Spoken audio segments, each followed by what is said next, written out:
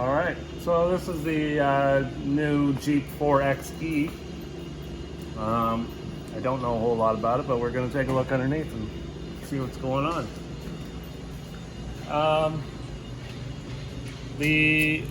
I believe the transmission is also partial electric motor on these. You can see some high voltage lines running to the transmission area. Runs back to your transfer case. Got some coolant crossover lines that run to your battery pack under here.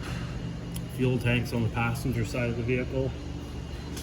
There's a plate that runs over that covers all these cables and lines. Gives you more protection. Gives you an idea where things are located though. Exhaust runs in between the frame and the battery pack.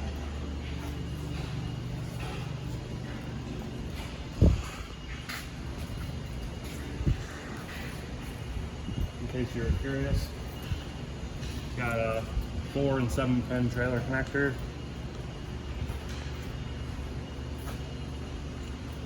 Kind of a neat outfit.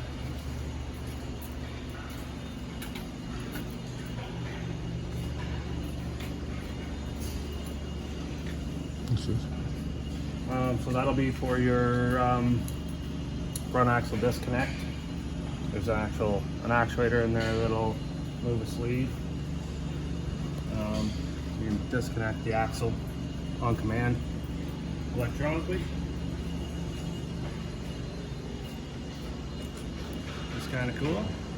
Yeah, it'll be interesting once I go do the training course and get some more information on this thing.